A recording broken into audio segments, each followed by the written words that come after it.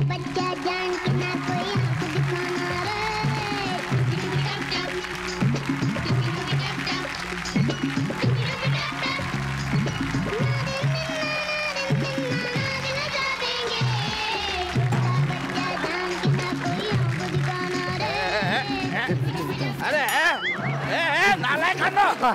पडल आजोबा तुम्हाला राम बोलता येतं? राम काही पण काय बोलतो? बोला ना बोला ना बोला ना प्लीज प्लीज एकदम आजोबा राम बोला. एक मिनिट राम झालं आईला यांना राम बोलता येतं? हो रे त्याच्यात काय एवढं अवघड आहे? अहो तसं नाही मग आजी ना आजी परवा ना आईला सांगत होती काय? हा म्हातारा राम कधी बोलेल काय माहिती.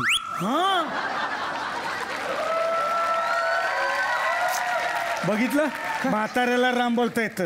आपल्या आजोबांना राम बोलता येतो. बसा काहीतरी बडबड करताय तुम्ही दोघं. चला आजोबा ऐका ना आजोबा आज काहीतरी स्पेशल डे आहे. तो कुठला माहितीये का? हे बघ तुला सांगतो मला फक्त मन्ना डे माहिती आहे. त्याचीच गाणी मला आवडतात. बाकी डे बी सगळे फालतू पण आहे रे. चल अरे आजोबा पण आहेत ना त्यांना साध्या साध्या गोष्टी पण नाही कळत. आज मदर्स डे आहे ना. हे मदर्स डे म्हणजे काय? अरे द्या तू फेसबुकवर बघ. फेसबुकवर हा फेसबुकवर आपल्याला बघ मदर्स डे म्हणजे काय बघू.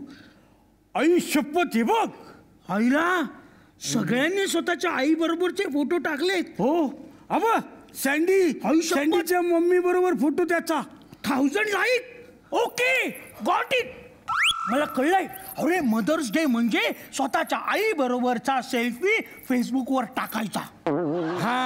मामा मामा मामी मामी मम्मी बाहेर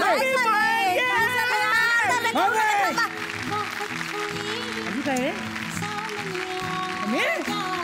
तिथे काय शोधताय? मम्मी मम्मी काय करताय तुम्ही?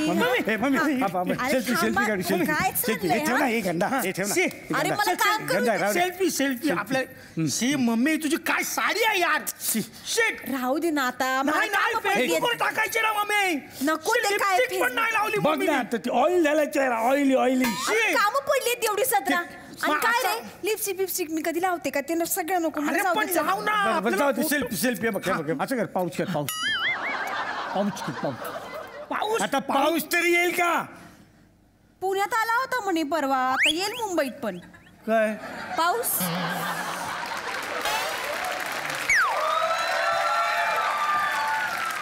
काय होता? English problem is very big problem. अरे पाऊस नाही पाऊट म्हणजे हे बघ हे असं करायचं आणि असं हात बघ. अगं बाई हे सगळं नको. मला नाही येत ते. मी नाही ऐक तर. हे बघ असं कर ना. कमरेवर हात ठेव ना. असं कर ना. असं कर. तू काढ. मामा विक्ट्री मामा कमॉन. असं कर. पाऊट मामा.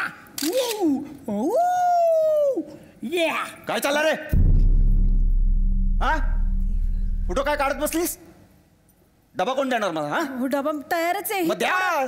पोरं काय पोरांवर काय ढकलतेस? मी बघितलं तू फोटो काढत होतीस. डबा दे चाल. आणि पाकिट कुठे माझं? मी घेऊन येते. तुम्ही उशिरा उठलात म्हणून. मी उशिरा उठलो? काम करतो आम्ही कळलं ना. रात्री जागतो आम्ही कामासाठी. तेव्हा पैसे येतात घरात. त्याला मला सांगते जा पाकिट दे जरा. हो आणते. आणि रुमाल. हे पाकिट रुमाल पण आणते. हो मला चहा दे का? त्यांना चहा द्या. घरात बसून त्यांना ऑर्डर सोडायला काय जातंय? जरा बाहेर जाऊन बघा म्हणावं काय करायचं असतं ते. एक दिवस घरात शांती नाहीये. अरे वा आज मिस्टर इंडियाचा चहा दिलाय.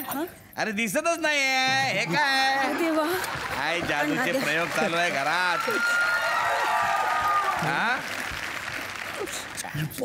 अरे डबा द्या ना मला. हो मी आणते डबा आणते. हळू. जरा शांती म्हणून नाही आहे या घरात.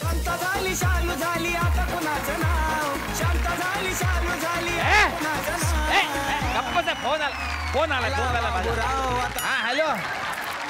अरे बोल. बरं झालं आठवण करून दिली. आहे तो घरीच आहे. मला ते हरीला भेटायला जायचंय. पैसे दे. हरीला? आपलं हरिहरेश्वरला जायचंय. पैसे दे. पैसे पहिले. जन्म दिला ना आम्हाला. पैसे घ्या. अरे ऐक. अरे पैसे मिळाले. खंडाळ्याला कुठे बसायचं रे? गाडीमध्ये कुठे बसायचं? हा येतो. हा हा थांब थांब तिकडेच येतोय. मामा पिझ्झा मामा.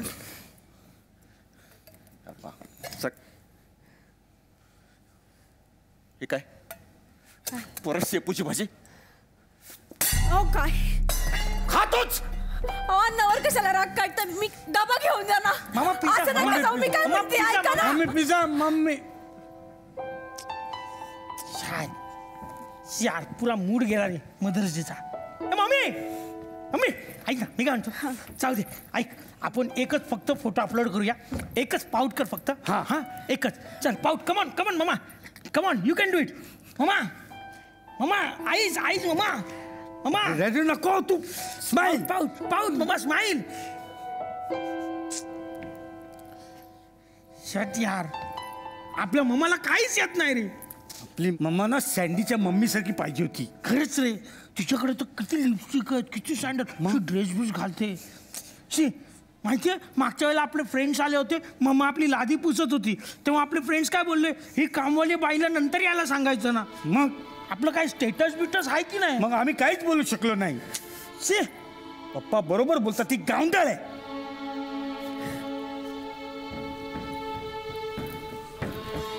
शी हा बघ किती वाईट आला.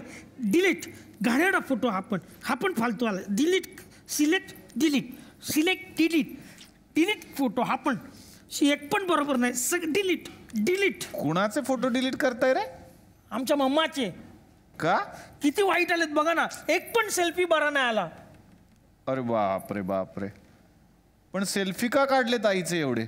आज मदर्स डे आहे ना, फेसबुकला अपलोड करायचे होते. सेल्फीमध्ये कसे सगळे दिसतात ना. गैरसमज आहे तुमचा. सेल्फीमध्ये फक्त सेल्फ दिसतो म्हणून त्याला सेल्फी म्हणतात. तुम्ही नीट बघा, सेल्फी काढणारा माणूसच मोठा दिसतो.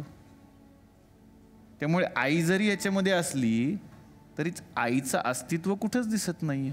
हा ते दिसत नाही कारण मम्मीने मेकअप नाही केलाय ना.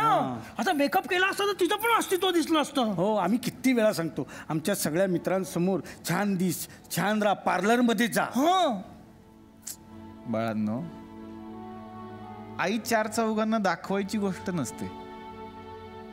आई अनुभवण्याची गोष्ट असते. बसा. मी ऐकलं तुमचं बोलणं. तुम्ही काय बोलत होता मला सांगा. तुम्ही दोघे जुळे ना?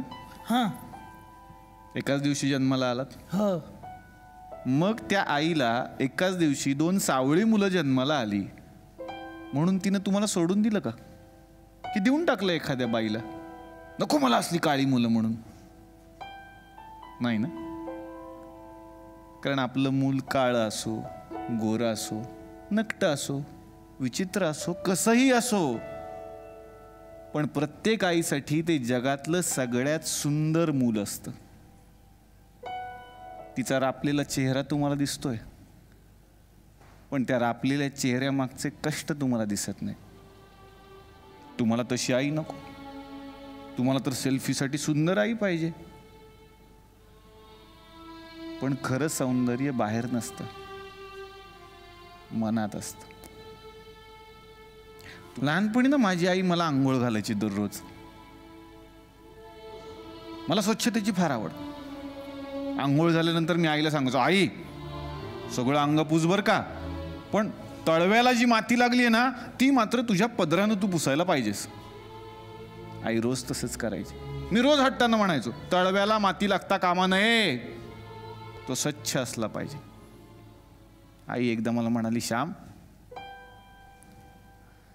तळव्याला लागलेली माती स्वच्छ झाली पाहिजे हा विचार खूप चांगला आहे. हाच विचार मनासाठी सुद्धा कर. मन कधी अस्वच्छ होऊ देऊ नकोस. आई असताना कदाचित तिचं अस्तित्व नाही कळलं मला, किंवा कळलं नसावं.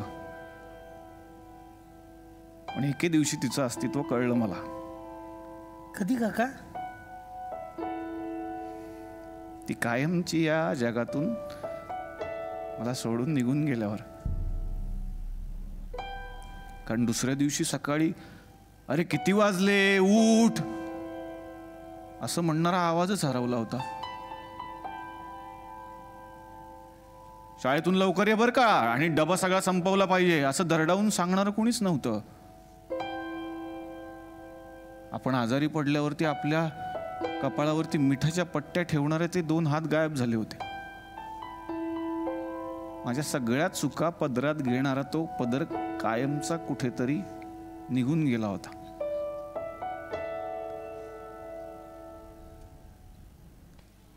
माणूस असताना त्याचं अस्तित्व नाही कळत, ते गेल्यावरती आपल्याला त्याचं अस्तित्व कळतं. आणि मग बाळांनो,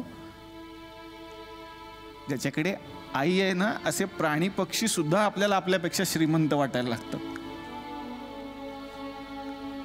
स्वामी तिन्ही जगाचा आई विना भिकारी. म्हणून तुमच्याकडे तुमची आई आहे, तिला सांभाळा, ती तुमच्याकडे असेपर्यंतच. आई आई आई आई आई आई आई आई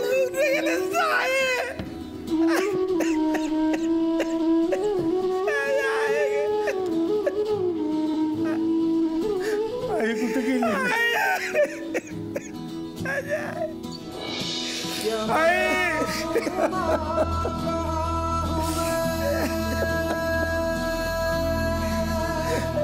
आई कुठे गेली?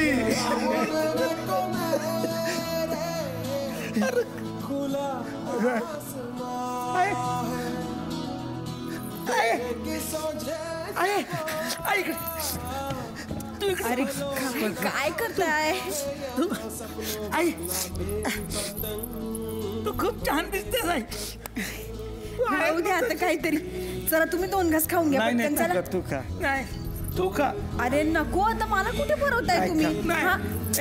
काय हट्ट लावलाय बघ. बस चला. हे बघ सुनबाई, लेकाकडून पैसे घेऊन काय आणलं? अरे आज मदर्स डे आहे, मदर्स डे. तुमच्या आईसाठी केक आणलाय, सेलिब्रेशन करायचं. छान छान छान. काप काप काप. अगं केक काप. हात लावा तुम्ही पण. तुम्ही पण या. या ना.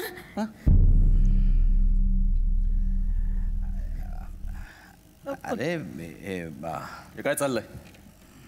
ते- काय चाललंय?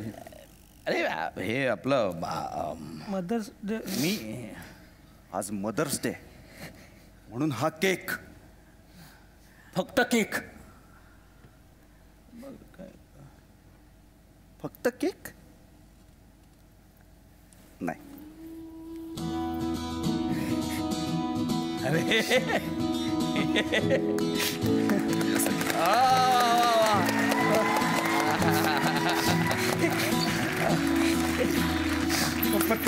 अरे हिचा दिवस आहे आज. थांबा थांबा, एक काय तो तुमचा सेल्फी काढूया. हा. नाही नाही, सेल्फी नाही, आता फॅमिली फोटो. हा, फॅमिली फोटो काढा. काका तुम्ही आमचा फोटो काढाल? हो, आमचा फॅमिली फोटो. हाय शाबास.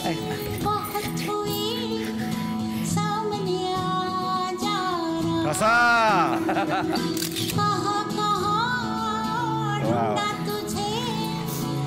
थँक्यू काका. थँक्यू काका. थँक्यू का? चला मी येतो. काका काका तुमचं नाव काय? लोक मला प्रेमानं गुरुजी म्हणतात. कुठले गुरुजी? साने गुरुजी. आई सारथे दैवत सारा जगतावरण म्हणून श्रीकाराच्या नंतर शिकणे आई उलान शिकणे आई हो शिकणे आई.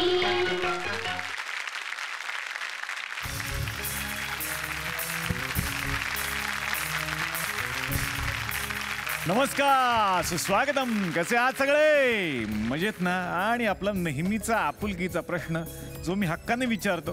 हसताय ना, हसायलाच पाहिजे मंडळी, कारण परत एकदा घेऊन आलोय आपल्या हक्काचा आपला लाडका कार्यक्रम तुमच्या लाडक्या तुकरटवाडीतून, ज्याचं नाव आहे good night advance active plus प्रस्तुत चला हवा येऊ द्या भारत दौरा, को powered by Colgate max fresh. मंडळी, कालच सगळ्यांनी जागतिक मातृदिन साजरा केला. सगळ्यांना मातृदिनाच्या मनापासून शुभेच्छा. आईवर सगळ्यांचंच प्रेम असतं आणि आईविषयी नेहमीच प्रत्येकजण भरभरून बोलत असतो. एक आई असते जी आपल्याला तिच्या उदरातून जन्म देते आणि एक आई अशी आहे जिच्या उदरातून हा भारत देश जन्माला आला, ती म्हणजेच आपली भारत माता. एकदा जोरदार टाळ्या आपल्या भारत मातेसाठी आणि भारतासाठी. तर आम्ही असं ठरवलं की यावर्षीचा मातृदिन वेगळ्या पद्धतीनं साजरा करायचा. यावर्षीचा मातृदिन भारत मातेसाठी साजरा करायचा आणि म्हणूनच या मंचावरती आज आपण अशा व्यक्तींना आमंत्रित करणार आहोत ज्यांनी या देशसेवेचं व्रत घेतलंय, हे वचन घेतलंय आणि आयुष्यभर ते त्यासाठीच झटतायत. जोरदार टाळ्या अशा सगळ्या व्यक्तींसाठी. मातृदिनाचं औचित्य आहे, त्यानिमित्तानं सुरुवातीला या मंचावरती मी आमंत्रित करणार आहे एका अशा मातेला ज्यांनी या भारत देशाच्या सेवेसाठी आपला स्वतःचा पुत्र दिला. कर्नल संतोष महाडिक, 17 वर्ष ज्यांनी या देशाची सेवा केली आणि जम्मू काश्मीर कुपवाडामध्ये अतिरेक्यांनी केलेल्या हल्ल्यामध्ये ते हुतात्मा झाले. त्यांच्या आईंना सन्मानपूर्वक या मंचावरती आपण आमंत्रित करूयात. श्रीमती कालिंदी घोरपडे.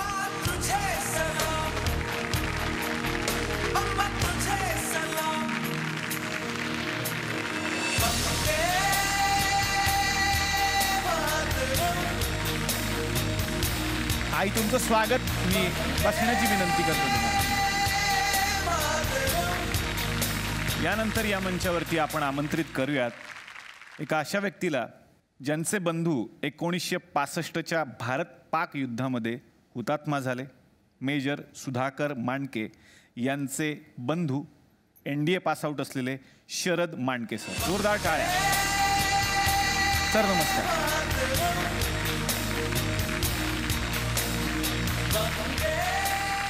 यानंतर आता आपण आमंत्रित करूयात आणखीन एका अशा मातेला ज्यांनी या देशसेवेसाठीच आपला पुत्र जन्माला घातला आणि त्या पुत्रानं 9 वर्ष या देशाची सेवा केली.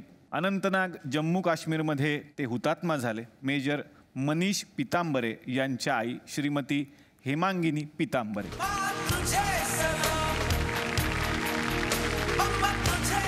स्वागत.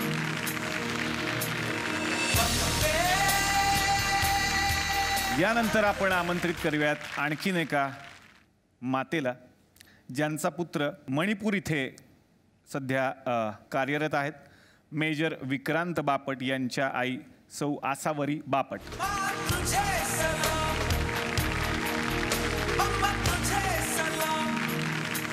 यानंतर आपण आमंत्रित करणार आहोत एका वीर पत्नीला.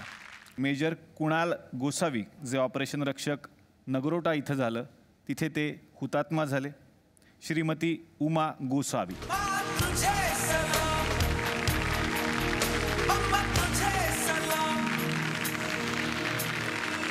आज खरं तर आपण मातृदिन साजरा करतोय.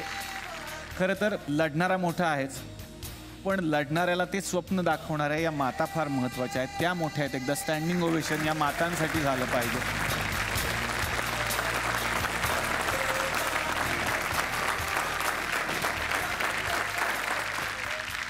कालिंदीजी, तुम्हाला विचारणार आहे. संतोष महाडिक आमचे आदर्श आहेत. संतोष हा फार मनमिळावू आणि सगळ्यांना बरोबर घेऊन चालणारा होता. दप्तर तो ठेवायचा आणि बेल्ट कमरेला बांधायचा शाळेतून आल्यानंतर. मग म्हणायचा, मी म्हणायची अरे असा का करतोय? तो म्हणायचा आई मला मोठा साहेब व्हायचं आहे. म्हणजे लहानपणापासूनच त्याचं स्वप्न त्यानं पुरं केलं.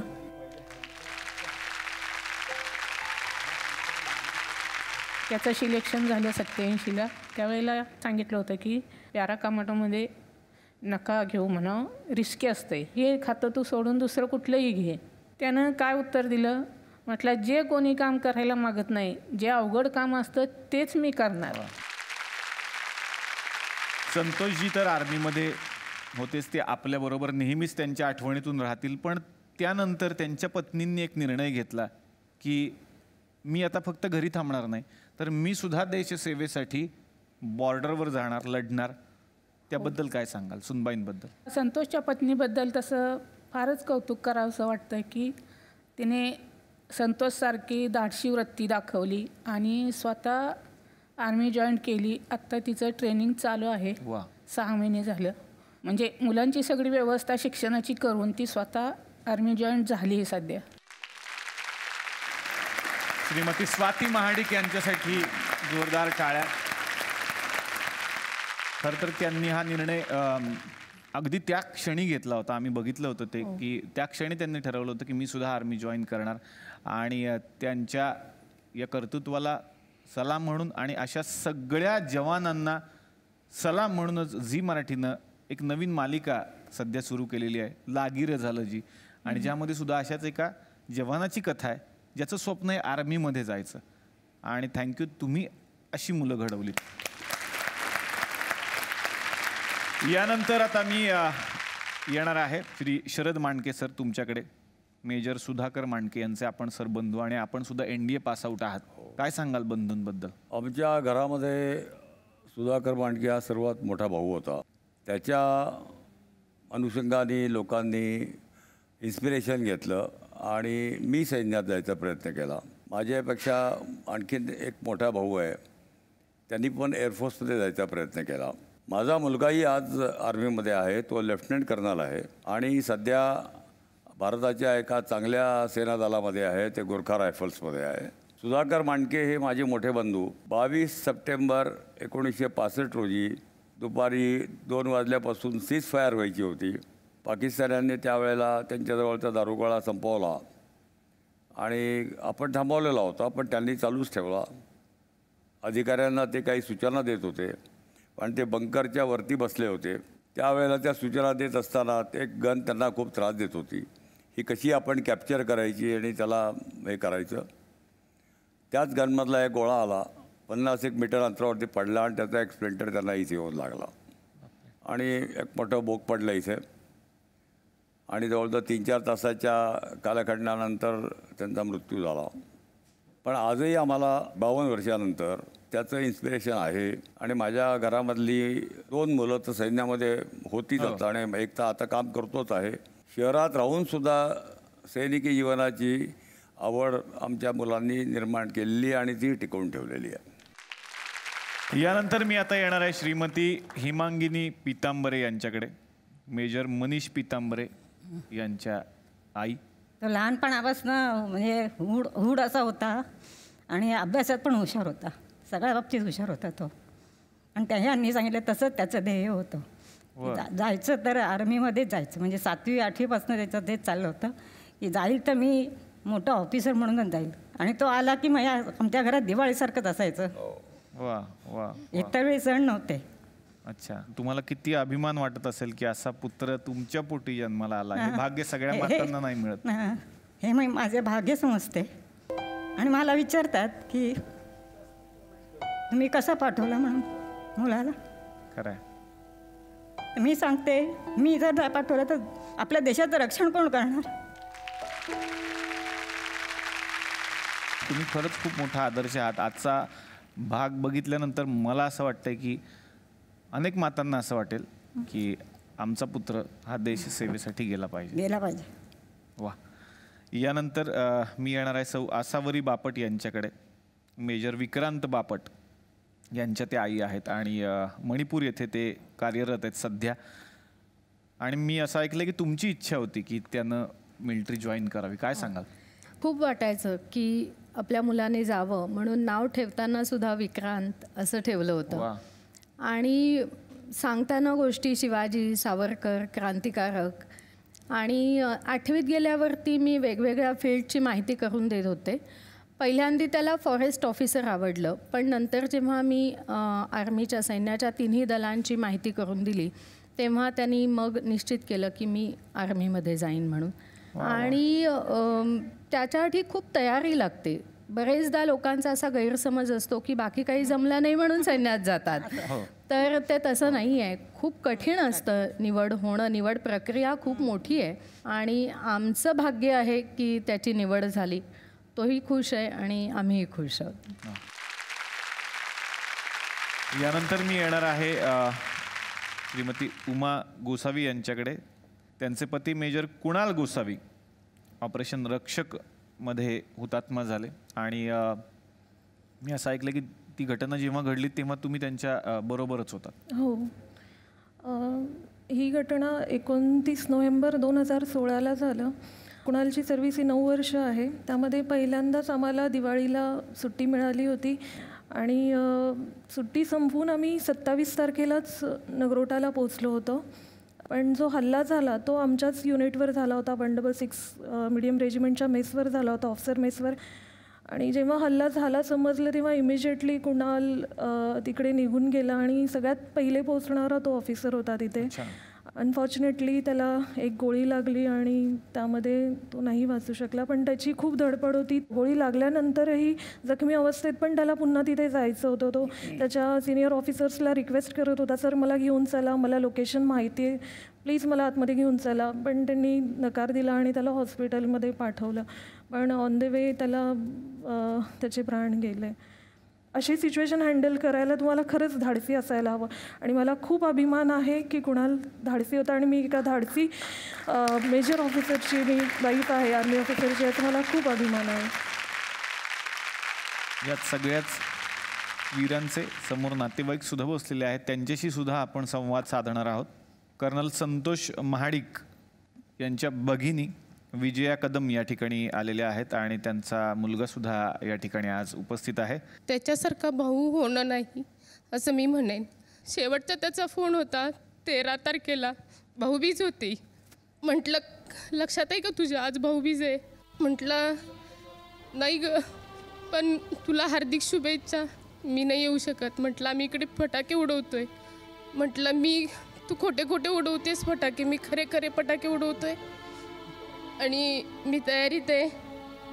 पाकिस्ताननी हल्ला केलेला तिकडे अतिरेकी दिसत आहेत त्यांना, पण अतिरेकी असा शब्द नाही, फक्त मला कोड लँग्वेजमध्ये म्हटला. तिकडच्या मित्रांना मी इकडच्या मित्रांना घेऊन आणायला निघालो आहे, यायचा होता. पण त्याच्या आधीच महिनाभर तो आमच्या ते निघून गेला.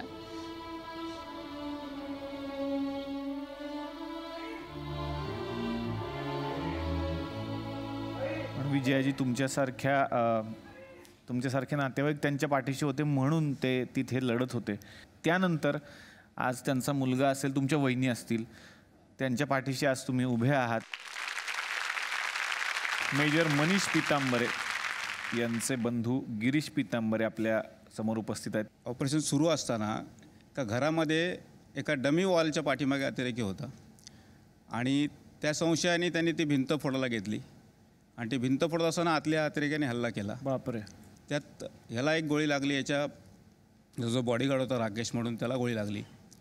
ह्या कंडिशनमध्ये गोळी लागलेल्या अवस्थेमध्ये त्यांनी राकेशला बाहेर आणून त्या अतिरेक्याला मारला की जो आपल्याला 10 वर्ष वॉन्टेड होता. त्याचा फोटो आपल्याकडे नव्हता. आम्ही आता घरातले सगळे असंच समजतो की बाबा आपला भाऊ आज आहे आणि तो कुठेतरी पोस्टिंगवर आहे. नक्कीच, आणि ते आपल्या बरोबरच आहेत. तर आज चला हवा उद्याच्या मंचावरती हे सगळे लोक आलेले आहेत. खरं तर आपण इथे आहोत कारण ते तिथे लढत आहेत. आज या सगळ्या जवानांना एक वेगळी सलामी आम्ही देतोय एका आगळ्या वेगळ्या नृत्याच्या माध्यमातून. पप्पा, तुमच्या लक्षात आहे ना की उद्या काय आहे? असा कसा विसरेन, उद्या माझ्या चकुलीचा वाढदिवस आहे. पप्पा, तुम्ही फक्त लक्षात ठेवता पण तुम्ही माझ्या एकाही वाढदिवसाला येत नाही. उद्या काही झालं तरी आपण माझा बर्थडे एकत्र सेलिब्रेट करायचा, तुम्ही, मी आणि मम्मी. प्रॉमिस? प्रॉमिस. हवलदार मेजर गणपत भोसले, पोस्ट संभालो, पोस्ट को लड़ाई के लिए तैयार करो.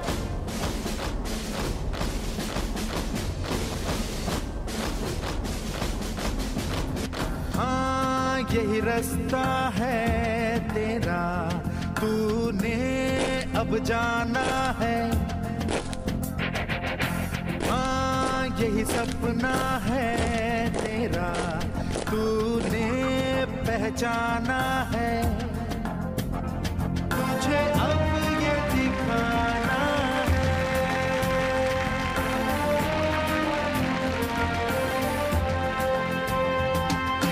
रोके तुझको आंधियां या जमीन और आसमां पाएगा, जो लक्ष्य है तेरा, लक्ष्य तो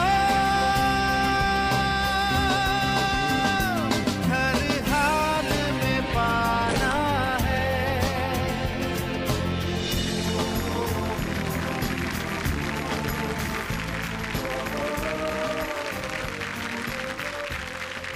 आहे चंदू, बरं झालं बाबा आलास.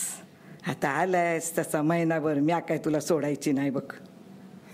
महिनाभर तू पण नाही. काय ग बया, माझा फौजी बघ किती वाळून गेलाय. महिन्याभरात बघ कसं पैलवानच करून सोडते. आंबा आणले तुला आवडतात म्हणून आमरस करायचंय आज. बर बर बर बर ते सगळं राहू दे. डोळ्याचं ऑपरेशन कधी करायचं ते सांग. नाही नाही, म्या नाही करणार ऑपरेशन. डॉक्टरला मी सांगितलं या, तू समोर असशील तरच मी ऑपरेशन करीन. बर, पुढच्या आठवड्यात येतो मी, मग करू ऑपरेशन. नक्की नक्की. सूबेदार चंद्रकांत शिंदे, जल्द से जल्द अपनी चेक पोस्ट पर हाजिर हो जाइए।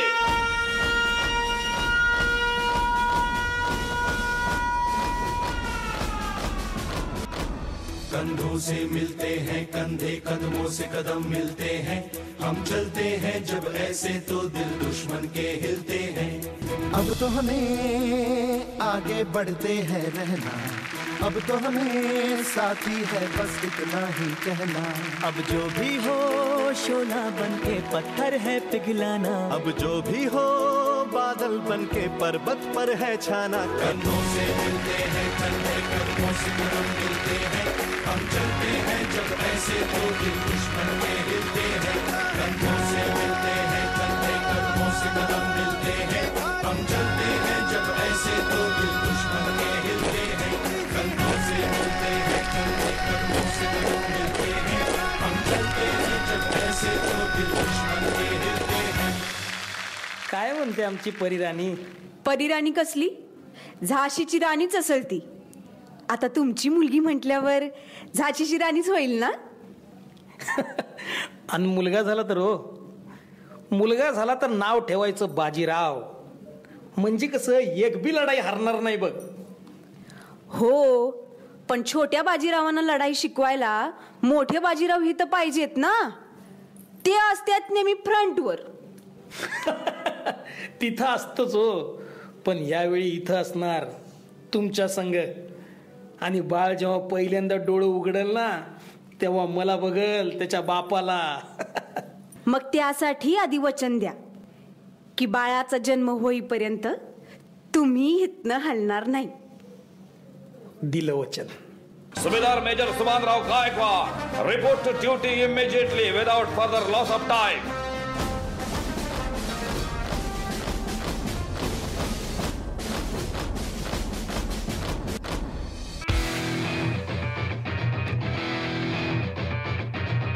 जिंदगी का ये घड़ा ले, एक सांस में चढ़ा ले, हिचकियों में क्या है मरना, पूरा मर ले।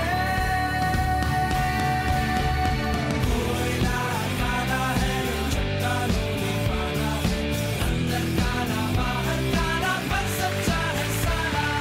कोयला काला है, चट्टानों में पाना है, अंदर काला बाहर काला, पर सच्चा है साला। जिंदा है तो प्याला पूरा भर ले। जिंदा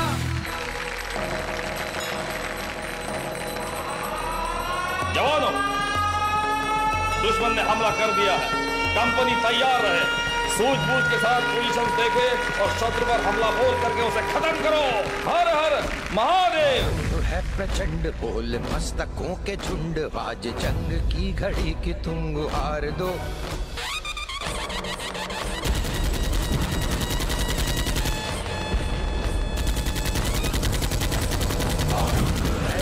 झंड बोल मस्तकों के झुंड, आज जंग की घड़ी की तुम गुहार दो।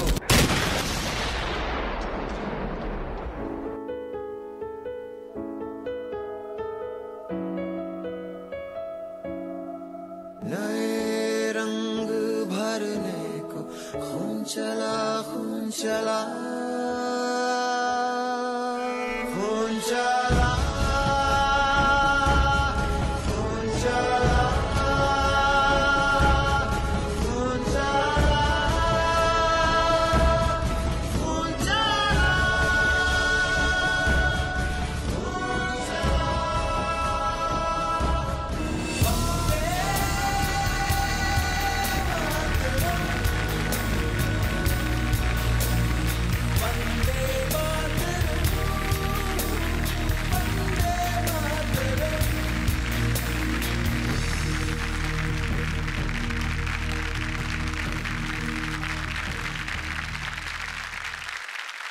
आता यानंतर परत एकदा आईंकडे येणार आहे कालिंदी घोरपडे.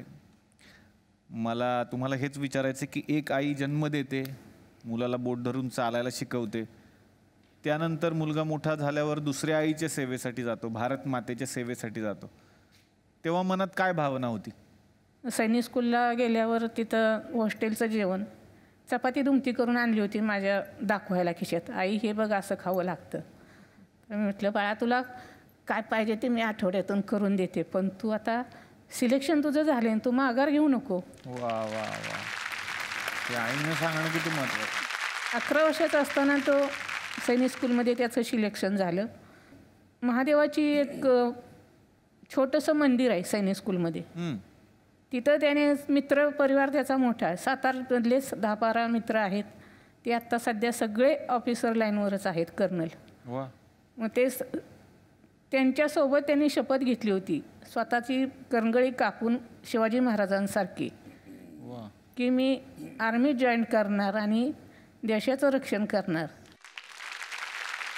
जो मुलगा कुंडीवरती शपथ घेतो स्वतःची करंगळी कापून आणि पुढे देशासाठी एवढं मोठं काम करतो, आपण म्हणतो महाराज परत या, महाराज परत या. मला वाटतं अशा व्यक्तींच्या मार्फतच महाराज परत परत आपल्याकडे येतात. यानंतर मी येतोय शरद मांडके सर तुमच्याकडे. तुमचेही सुपुत्र आर्मीमध्ये आहेत. मुलाच्या बाबतीमध्ये असं की एक प्रदर्शन होतं आणि त्या प्रदर्शनामध्ये तो लहान असताना आई माझ्या मुलीला आणि त्याला बायको घेऊन गेली आणि त्या मुलांनी खेळणी मागितली. मग यांनी सांगितलं की एक एक खेळणंच फक्त तुम्हाला मिळेल. मुलीने तिच्या आवडीचं काहीतरी उचललं. त्यावेळेला माझ्या मुलाचं वय साधारणपणे 6-1 वर्षाचं असेल. त्यांनी तिथला रणगाडा उचलला. हो. आणि तो रणगाडा घरी घेऊन आला. त्या रणगाड्याशी तो खेळत असे आणि आज तो सैन्य दलामध्ये काम करतो आहे.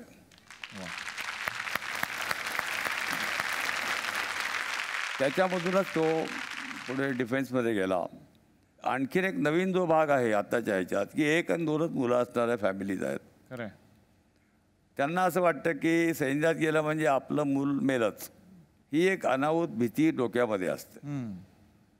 मग अशा लोकांना मी सांगतो की आपण सगळ्या मुलांना गोष्टी सांगतो, अभिमन्यूची गोष्ट सांगतो, विश्वासराव पेशव्याची गोष्ट सांगतो, शिवाजी राजांची गोष्ट सांगतो. ही कोणत्या वर्षी लढाईच्या मैदानात उतरली? 15-16व्या वर्षी उतरलेली ती मुलं. मग तुमची मुलं उतरू द्या ना. तुमच्या देशाचं रक्षण करणारे तुमच्याशिवाय दुसरे कोण असणार आहेत? यानंतर मी येणार आहे हेमांगिनी पितांबरे आईंकडे. तुम्हालाही विचारायचं आहे, लहानपणीची एखादी आठवण आठवते का, किंवा तुमच्याकडून त्याला एखादी शिकवण मिळाली तुमच्या मुलाला? गच्चीमध्ये सगळी मुलं खेळायची मे महिन्यात, तर खालचे लोक बोंब मारायचे. पण आम्ही मे महिन्यात खेळत नाही, गप्पा मारतोय. आणि नंतर मग त्यांनी शिव्या बिव्या द्यायला सुरुवात केली. तर हा भांडायला उठला. तर मी म्हटलं असं काय करू नकोस, ते मोठे आहेत, त्यांच्या असं भांडू नको. त्यापेक्षा तू हे कर, एक लेटर लिही, त्याच्यावर सगळ्यांच्या सह्या घे. तुमचे काय प्रॉब्लेम आहेत ते त्या सेक्रेटरीला कळेल ना. तसं त्यांनी केलं.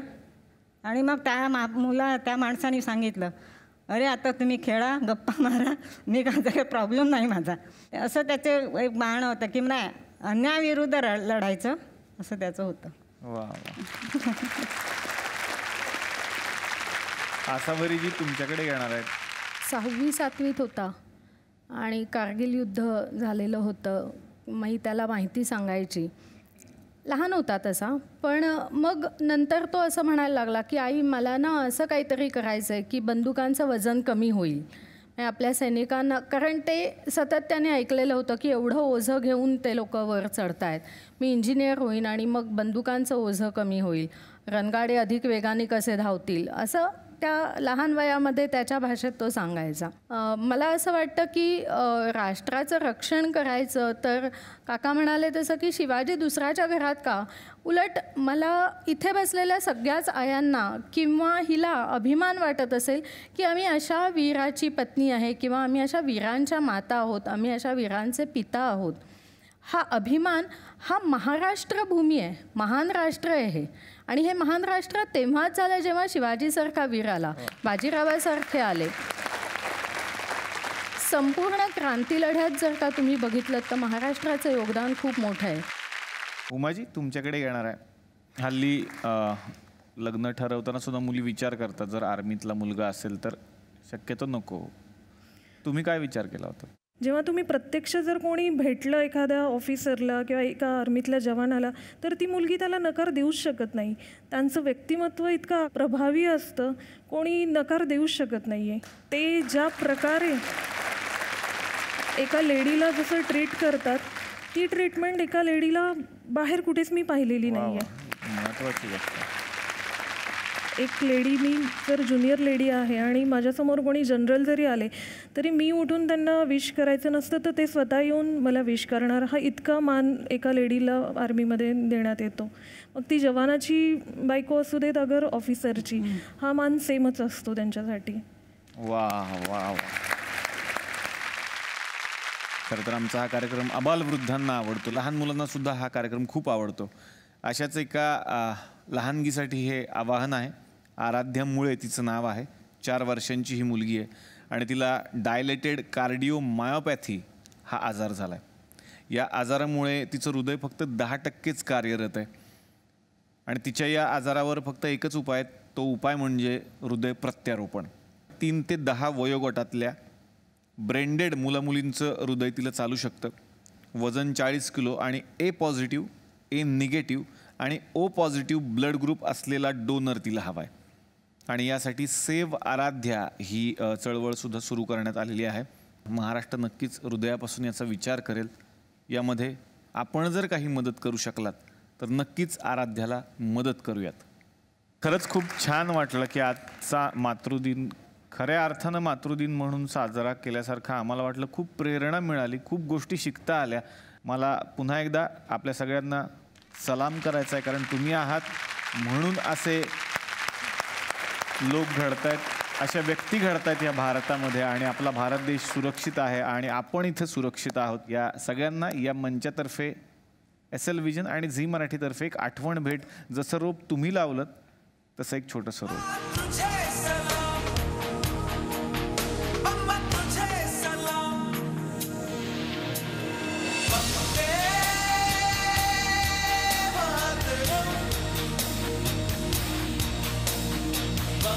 तर मंडळी पुन्हा भेटूयात नवीन भागात नवीन विषय घेऊन याच कार्यक्रमात, ज्याचं नाव आहे good night advance active plus प्रस्तुत चला हवा येऊ द्या भारत दौरा, को powered by Colgate max fresh.